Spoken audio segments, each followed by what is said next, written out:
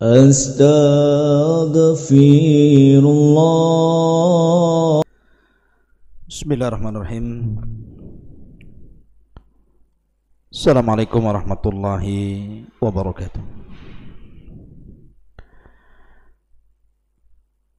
Alhamdulillah, salatu wassalamu ala rasulillah wa ala alihi wa sahbihi wa mawalah wa la hawla wa la quwata illa billahi wa ba'du. Qala Allahu azza wa jalla, ya ayyuhalladzina amanu taqullaha haqqa tuqatih wa la tamutunna illa wa antum muslimun. Amma ba'du, ma'asyiral muslimin yang dimuliakan Allah subhanahu wa ta'ala.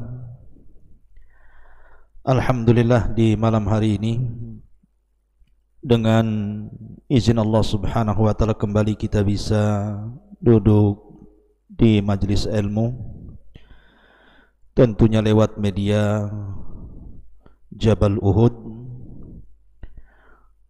Salawat dan salam tak lupa kita haturkan kepada baginda Nabi besar Muhammad sallallahu alaihi wa ala alihi wasallam.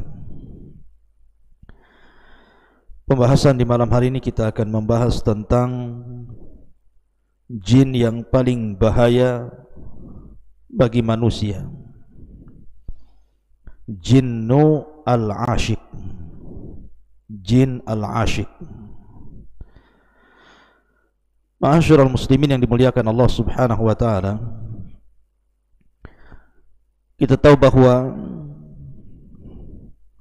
jin diciptakan oleh Allah subhanahu wa ta'ala setelah Allah subhanahu wa ta'ala menciptakan para malaikat dan sebelum Allah menciptakan Adam alaihi salatu wassalam.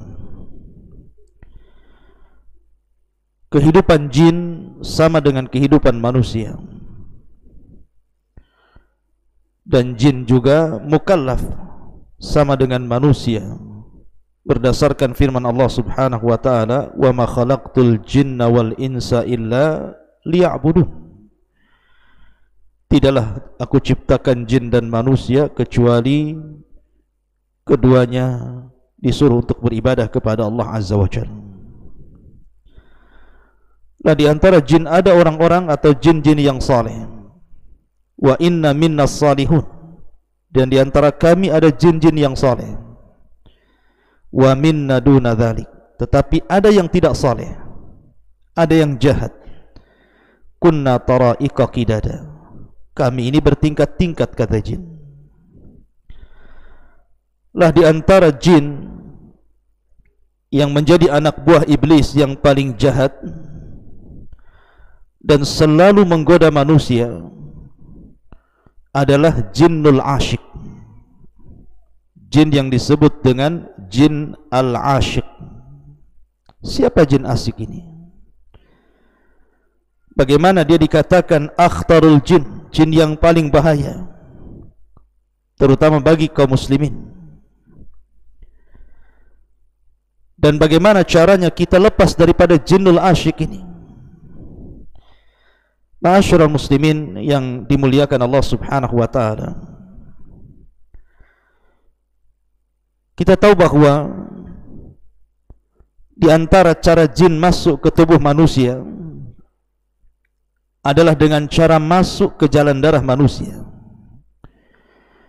Dan itu berdasarkan hadis Safiyah radhiyallahu anha yang dikeluarkan Imam Bukhari dan Muslim. Nabi SAW bersabda, inna syaitana yajri min ibni Adam majradam. Sesungguhnya syaitan masuk kepada Bani Adam itu dari jalan darah Bani Adam. Disitulah kemudian jin masuk ke dalam tubuh kita, kemudian mengganggu kita. Makanya ada sebuah hadis Nabi SAW pernah mengatakan dalam hadis Aisyah radhiyallahu anha, kata Nabi SAW, inna fikum al-mugharribun, sesungguhnya di antara kalian ada orang-orang yang disebut al-mugharribun. Kemudian Aisyah radhiyallahu anha bertanya kepada Rasul, "Wa mal mugharribuna ya Rasulullah?" Apa yang dimaksud mugharribun itu wahai Rasul? Maka Nabi SAW mengatakan, "Alladzina yashtariku fihimul jin." Orang-orang yang jin selalu ikut serta bersama mereka. Itulah mugharribun. Dari sini kita tahu bahwa ada orang-orang yang mereka senantiasa bersama jin, jinul asyik, dan tidak suka dengan yang lainnya.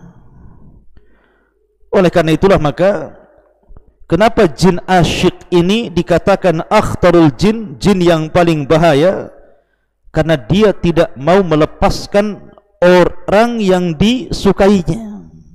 Maka disebut asyik karena dia mencintai manusia. Jin yang sudah tergila-gila kepada manusia, sehingga dia tidak akan melepas orang yang dicintainya. Makanya jin ini paling bahaya, yang disebut dengan jinul asyik ini. Lalu apa saja a'radul jin asyik ini? Apa saja gangguan-gangguan jinul asyik kepada manusia ini? Para ulama mengatakan yang paling bahaya biasanya jinul asyik ini adalah menggoda manusia-manusia yang belum menikah, anak-anak muda yang belum menikah, ataupun gadis-gadis muda yang belum menikah. Maka anak muda dan gadis-gadis ini akan dinikahi oleh jin dalam tidur-tidur mereka, sehingga kemudian ditanamkan perasaan tidak suka menikah. Makanya kita lihat ada anak-anak muda yang usianya sudah 40, 50, 60, ada yang belum menikah. Ketika ditanya hanya senyum-senyum saja. Ataupun ada seorang wanita, terkadang dia belum menikah tetapi tidak mau menikah, atau mungkin sudah pernah menikah, padahal dia belum menopause, dia pun tidak mau menikah. Lah, manusia-manusia yang tidak mau menikah, hakikatnya ada jinnul asyik dalam badannya itu. Ada jin yang senantiasa menyukai dia, sehingga jin membuat orang itu untuk tidak menikah dan hanya menikah dengan dia saja. Dan ini sangat bahaya. Ma'asyiral muslimin yang dimuliakan Allah Azza wa Jalla. Atau terkadang kemudian dibuatnya laki-laki itu suka dengan laki-laki, atau perempuan suka dengan perempuan, atau mungkin suka sendirian di kamar sendirian, mendengarkan musik, melihat internet, ataupun hal-hal yang tidak layak dilihat, tidak layak ditonton. Akhirnya kemudian dia berdua-duaan dengan jin yang disebut dengan jinul asyik ini, dan ini sangat bahaya. Ataupun kata para ulama, jinul asyik ini kalau sudah bersama manusia, maka dia akan membuat manusia itu jauh dari agama, dimalaskan salat, dimalaskan doa, dimalaskan zikir, kemudian didorong-dorong untuk bermaksiat kepada Allah Azza wa Jalla, berzina dan yang semacamnya. Terutama dibencikan Al-Quran. Maka orang-orang yang dimasuki jinul asyik ini dimalaskan ibadah, terutama membaca Al-Quranul Karim. Kemudian juga di antara godaan-godaan jinul asyik kepada manusia, manusia ini selalu sempit dadanya. Jadi dhaiku fi sadrihi, merasa sempit dadanya. Kemudian terkadang syadidul hazni daim, jadi kalau sedih itu sedih terus, tidak pernah berhenti. Umpamanya orang kena musibah, entah meninggal orang yang dicintainya, orang tuanya, anaknya, pasangannya, dibuat sedih terus, seolah-olah kemudian tidak ada hentinya. Ataupun kemudian kata para ulama juga, mimma yu'ayyidu ila halati minat ta'bid daim, termasuk juga adalah dibuat ta'ab selalu, dibuat susah selalu, letih selalu, lelah selalu. Sudah minum jamu sana, jamu sini, obat sana, obat sini, urut sana, urut sini, bahasa kita ya. tapi badan ini lemah terus. Maka dalam badan orang tersebut ada jinnul asyik namanya.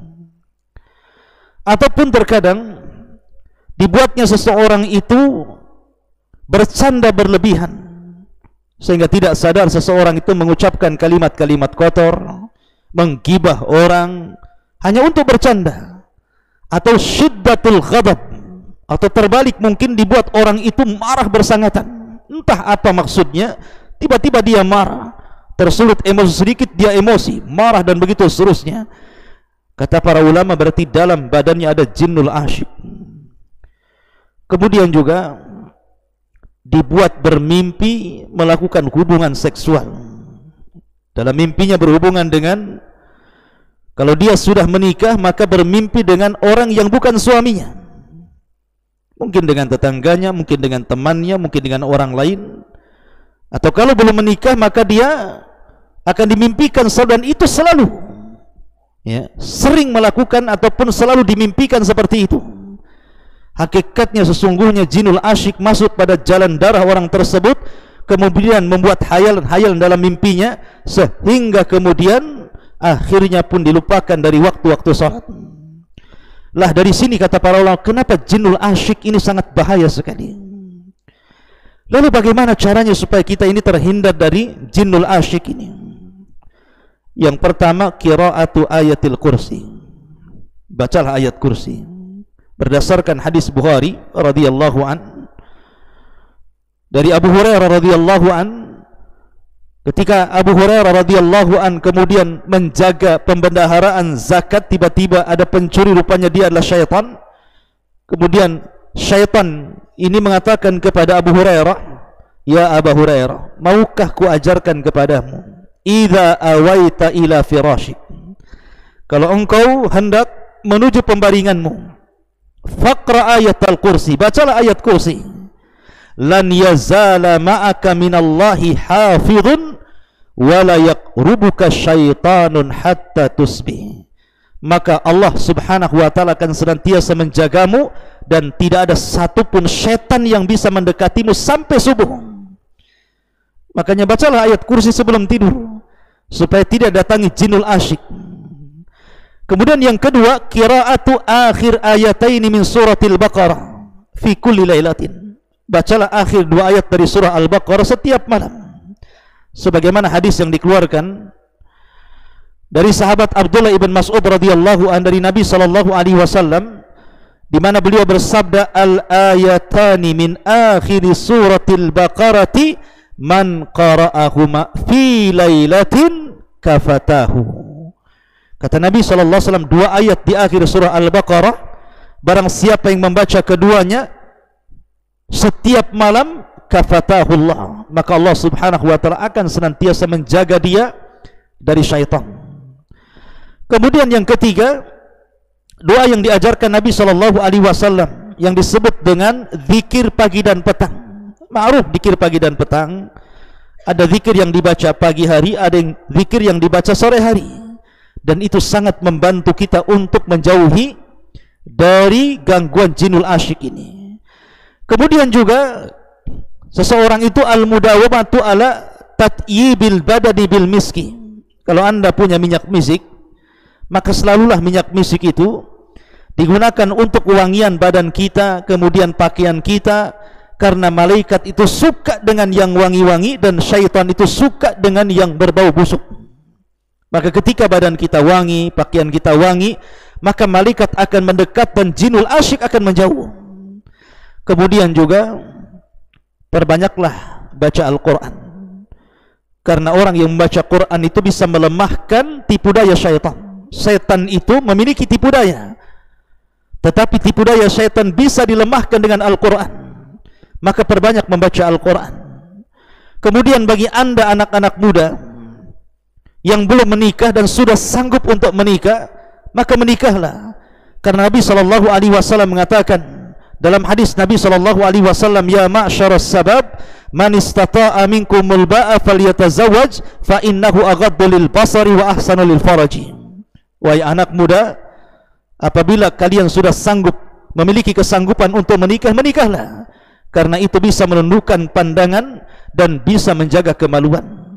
Karena di antara godaan jinul asyik kepada laki-laki biasanya dibuatnya laki-laki itu melakukan hal-hal yang diharamkan Allah Subhanahu wa ta'ala. Contoh saja, seseorang kemudian melakukan onani laki-laki, dan dari sini Imam Syafi'i rahimahullahu ta'ala mengatakan itu termasuk amalan syaitan. Makanya Imam Syafi'i yang berpendapat onani itu haram, karena bertentangan dengan firman Allah Subhanahu wa ta'ala, walladzina hum li furujihim hafidhun illa ala azwajihim aw ma malakat aymanuhum. Dan orang-orang yang bertakwa, yang beriman itu adalah orang-orang yang menjaga kemaluan mereka, kecuali kepada istri-istri mereka atau budak-budak mereka. Begitu juga wanita, kurang lebih dengan laki-laki. Oleh karena itulah maka menikah solusi terbaik, kata para ulama, untuk menghindarkan orang itu dari gangguan jinnul asyik. Termasuk juga menjaga doa setiap masuk ke tempat-tempat yang disuruh untuk berdoa. Contoh saja kamar mandi.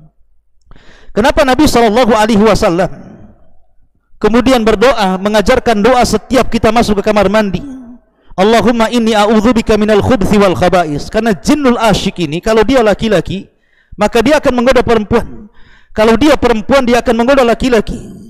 Dan di kamar mandi itu banyak jinnul asyik yang disebut dengan khubthi wal khaba'is, jin laki-laki dan jin perempuan.